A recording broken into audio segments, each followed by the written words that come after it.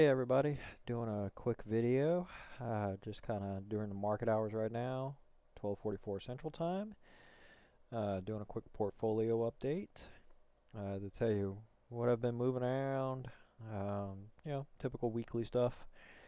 Uh, so let's see what we got. So, let's see, did a few things here, loading up my screen. So I do move while I'm at work also. So when I come home, I have to actually update my sheet. So one of the things I actually did move around today, I moved a few things around. Let me go to my positions here, just so I can show you exactly what I moved around. So one position I did move today was I sold off some IBM shares, and I put that into O, and I put that into T, which is AT&T. Um, uh, I still have, if you look here, my IBM position on my sheet that I haven't updated yet. So it was like 19. So I still have 11 shares, which is still over $1,400 in IBM. Um, it's still a dividend play, but they're, I don't know, they're just kind of not really performing as well as I thought they would have. They'll eventually recover, but I don't know. The ex-dividend date was on the 9th, so selling shares after the ex-dividend date, I'm still going to get the full dividend as if I own 19 shares. So that's one of the reasons I sold off some of that. And I could put it to work over here in O, which is the Realty Income Core. Another one that I sold off was Exxon.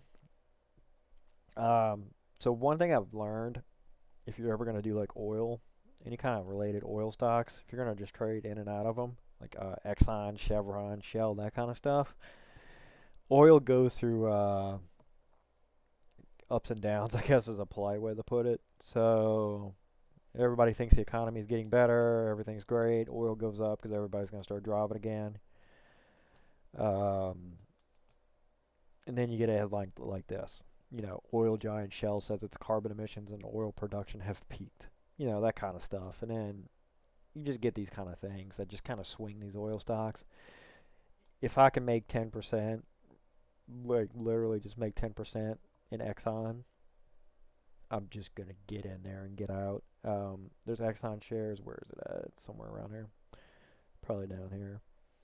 But this is my gains and losses pages on E-Trade. Um,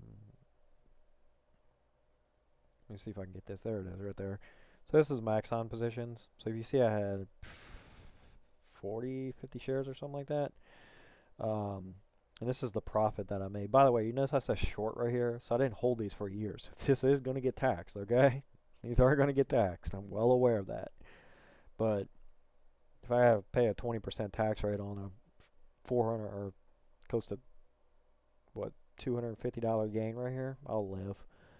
Um, like I really don't care. I mean, I still get to keep 80% of it, so my tax bracket isn't that high. Um, so I took that, put it into energy. Energy is just a local company that's around for me in Louisiana, especially. So they have a decent dividend, 2.3 or where is it, 4% yield.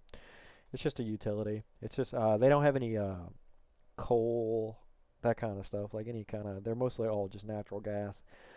They have natural gas and solar, so I kind of like them over Southern Company and Duke, which are the big ones. Nobody really talks about energy, which is kind of weird. But they're based here in New Orleans. Are they in New Orleans? I think they're in New Orleans. They got a big building in New Orleans. That's all I know.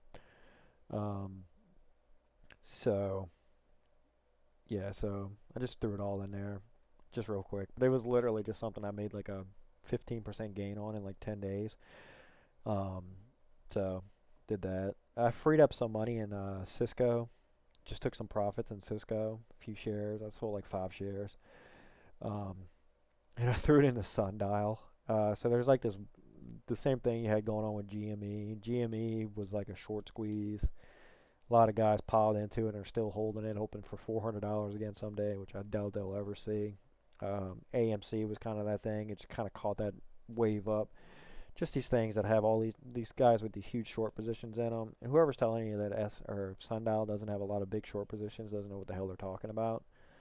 Um, I mean, the open interest over here on the, like, these are the short positions. These are literally just short positions. See all these contracts right here? That's 76,000 contracts. For anybody that doesn't know how to do the math on these, you literally just take these and you just times them by, like, there's a lot of shares short. Now, there's a lot of people that think it's going up. So, you're buying you just have, it's just one of those things where it's just like there's a lot of short positions in here and it goes out pretty far.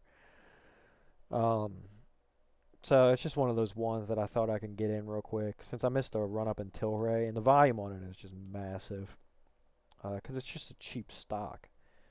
So if you missed a run up in Tilray, then a lot of retail. Look at this volume; it's ridiculous. Like this volume is insane. Um, so you have a lot of retail that can't really jump into Tilray. So you have a lot of them jumping into Sundial. This is literally one that I jumped into yesterday, and my cost basis was $2.33. I made an 18% return on it. I am literally selling this as soon as humanly possible. Um, Nobody is saying anything. If I try to sell it right now, by the way, this is what it actually will tell you. You could have your account because I took money from Cisco. You have to remember, so the money has to settle. So the way the E-Trade works is they give you access to the money right away. But if you take that money, invest it right away, and then sell it right away, you can actually get your account. They won't lock your account, but what they'll do is when you go to sell at Cisco, you'll have to wait the 3 days for the money to settle. The same thing works if you transfer money. So like right now, if I transfer $100 from my checking account, that'll post in like 2 days. I can use that $100 right now. But when you do it the other way, like if you just sell it right away, you could actually have your account suspended for 90 days. That's actually something that happened to me in March when I was trying to get out of all of my positions, which I've talked about in previous videos where I just got the hell out as I saw the market going down.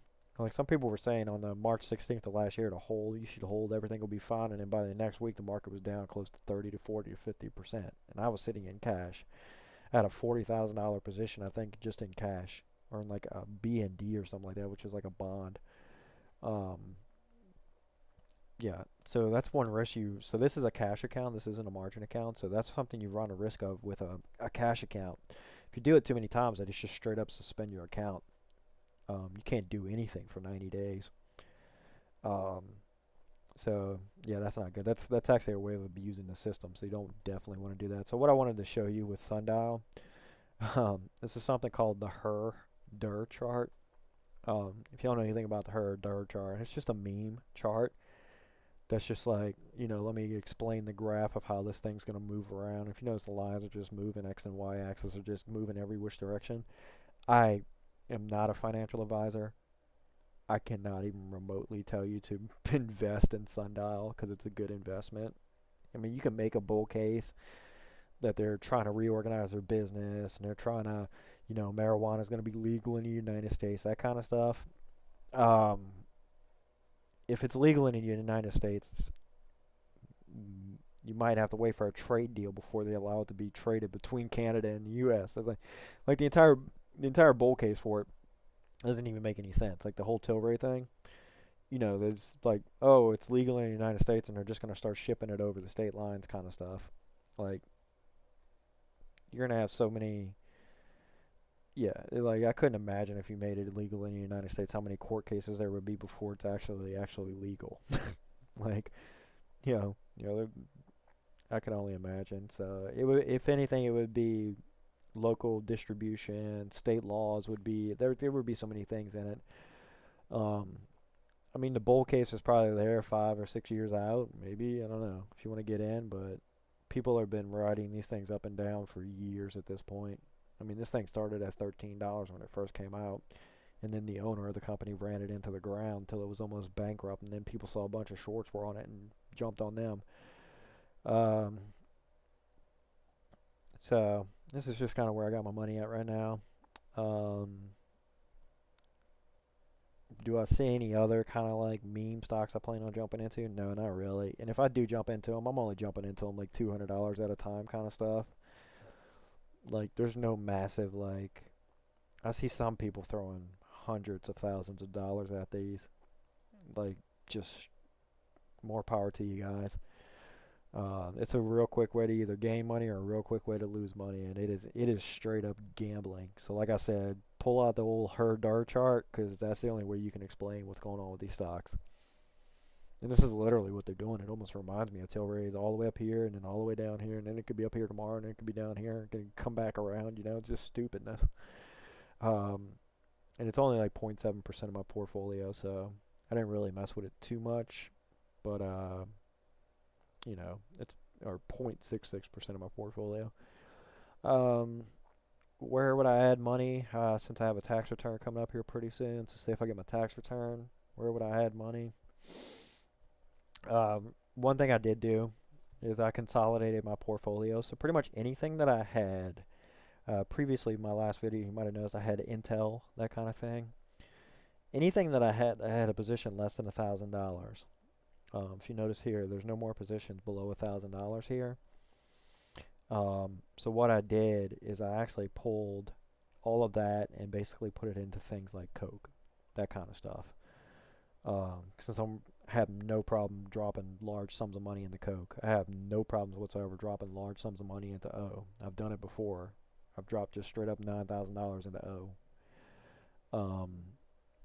So I have no problem doing that as long as it doesn't take up too much of my portfolio. I try to actually keep these a little bit balanced out and make them grow all at the same time. The goal is to basically have it so that every time a dividend pays out on these stocks is that it buys me at least one share. So that's what this entire column is over here. You literally just take the share price, you divide it by that, you know, just take that times that. What is that? C37. You take that times what you're getting. Oh yeah, versus the estimated payout. But where's it that? Why does it say that? Oh no, I'm sorry. I was looking at the wrong column.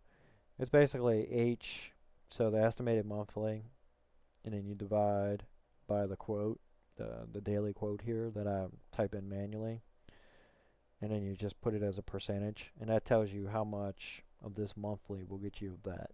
That's all that is. So if you notice right here, so I get 28.54 every 3 months. If you look right there, there you go. So that's kind of how I have these set up. And if you notice, I haven't even updated O yet, so now I'm up to 70 shares in O.